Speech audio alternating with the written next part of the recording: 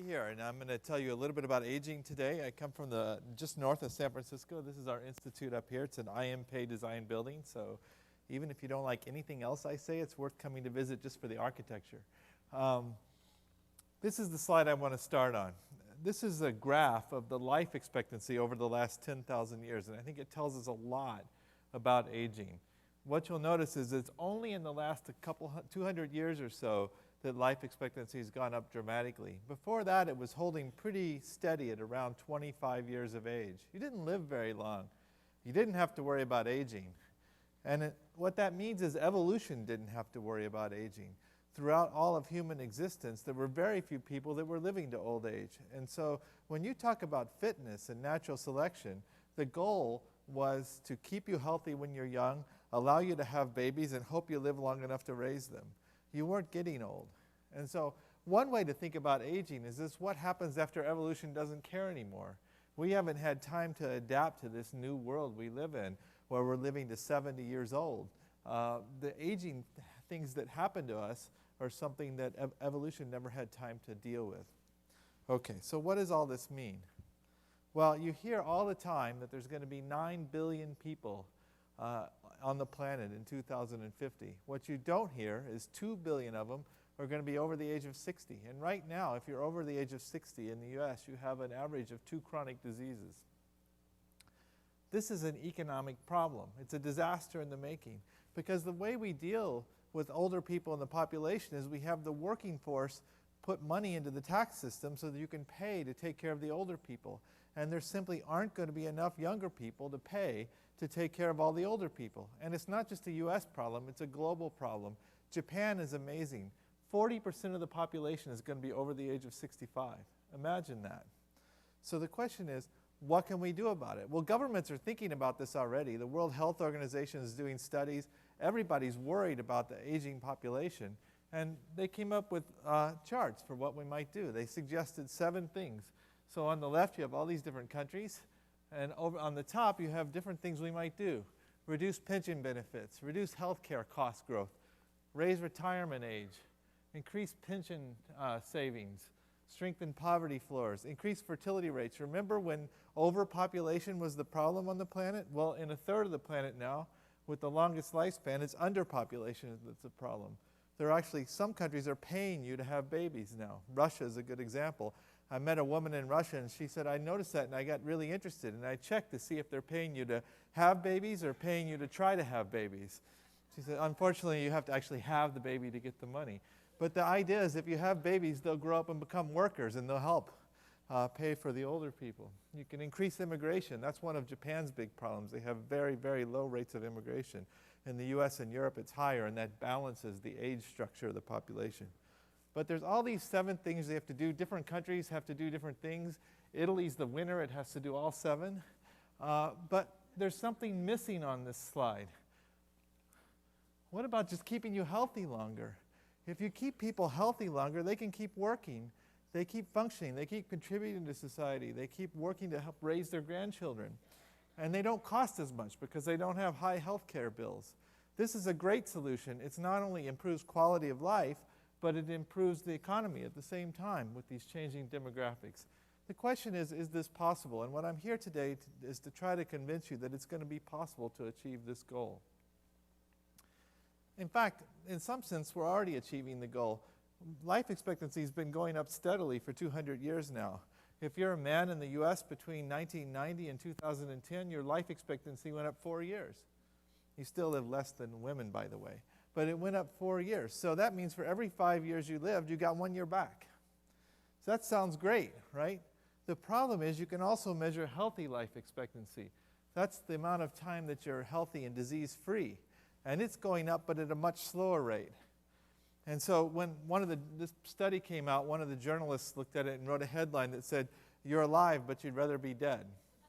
We're keeping you sick longer. That's really not what we need to be doing, because that's driving the healthcare costs through the roof, and you're not functional, you're not happy when you're sick. So what we need to do is figure out ways to make this healthy life expectancy, Healthspan, go up at the same rate or a higher rate as lifespan, and that's the real challenge. So I'm going to tell you about aging today, and I'm going to try to answer 3 questions really quickly.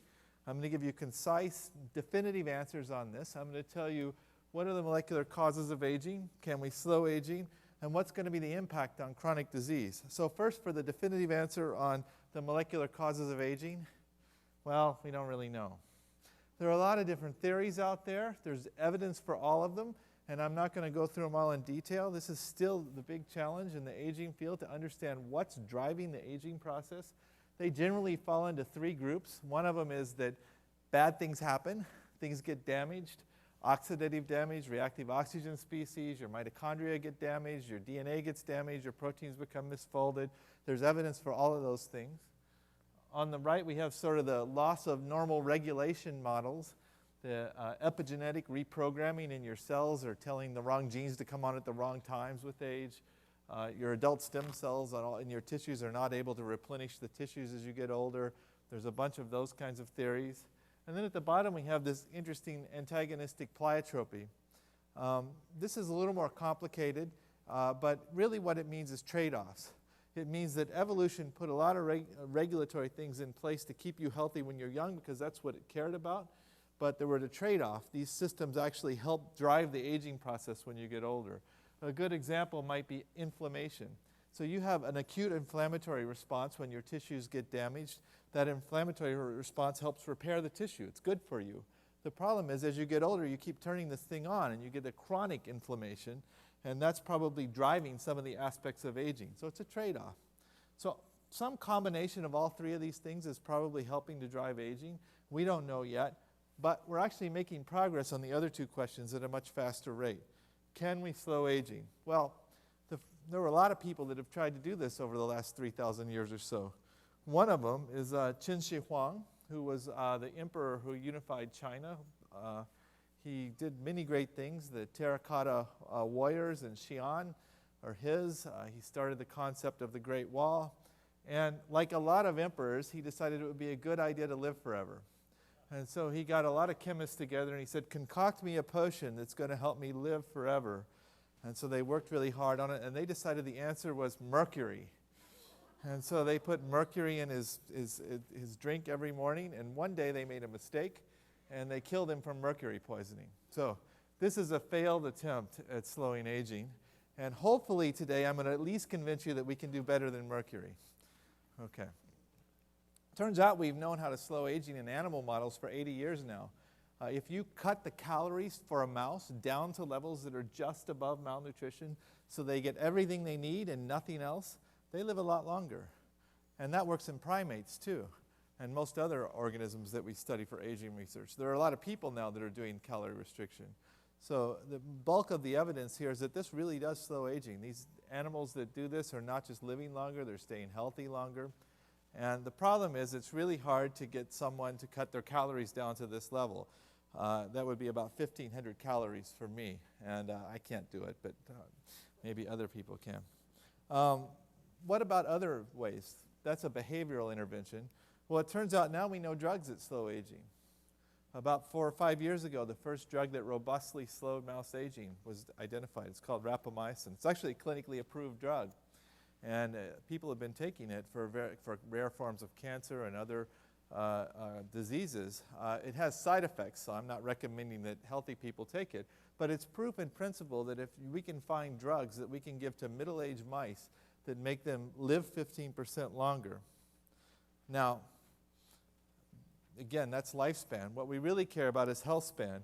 Will we impact the chronic diseases of aging if we slow down the aging process? Well, this, hopefully, look at these movies. Almost. So the two mice on the bottom are from a study of 1,000 mice. They're the last two control mice without the drug that were alive. They're 38-month-old mice. These are really old mice. The average life expectancy is about 28 to 30 months in this strain. And these mice are not happy. The one on the left is kind of walking around like this. It can't use its back legs anymore. It's having trouble cleaning itself. I'm not going to demonstrate that. The one on the right has a tumor. It's disoriented. And so these mice are not happy. The two mice on the top are treated with rapamycin. Let me go back and forward just one more time. There we go. A little bit more. hopefully what you can see is that those two mice on the top are moving around the cage. They're doing what mice do, which is look around for food mostly, and they seem relatively happy. And so I could show you a lot of disease models, but I think this movies would be a better example, which is that I would rather be the top mice. They're still doing what mice do. They're much healthier than the control mice. And that's a general principle of the mice taking this drug. And in fact, if we look at diseases, this drug does pretty much what we would expect a drug to slow aging to do. It prevents or is a therapeutic for a whole range of chronic diseases at the same time. If you slow aging, you'll prevent a number of age-related diseases because aging is the biggest risk factor for all these diseases. So rapamycin in mouse models of Alzheimer's and Parkinson's and Huntington's, it looks very good. It's already in the clinic for rare forms of cancer. It's been shown to be very effective in various forms of cardiac disease. It's not going to do everything. It may actually accelerate cataracts, but the bulk of the chronic diseases of aging are slowed down when you give mice this drug. So this is, I don't know if rapamycin is the right drug or not. In fact, what we're doing now at the Buck Institute is we're trying to increase this number. And so we're doing the following study. We're taking mice, over 700 mice at 20 months of age, and we're starting them on 4 different other drugs besides rapamycin to try to find other compounds that slow aging. But we're not just going to look at lifespan on the right at the end. We want to look at every metric we can think about and measure in these mice. We want to look at tissue aging from the heart. We want to look at what's going on with metabolism and diabetes. We want to look at behavior. We want to look at bone aging because we want to know not just whether the mice live longer on the drug.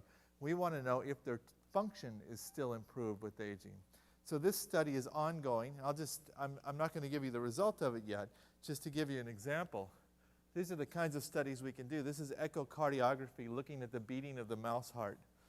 We can do this every 2 months in the mouse and look at how it changes in each mouse and whether drugs slow it down or not.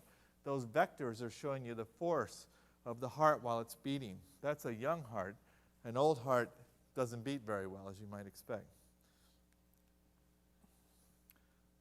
We can look at the entire bone structure of these mice when we treat them and reconstruct it. This is a live mouse we're doing this in.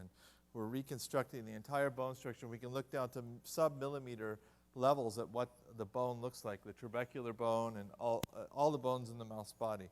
So what we think is going to happen from this study is that we're going to generate a whole list of small molecules that slow aging. There's already 3. There's rapamycin. I didn't talk about the other 2.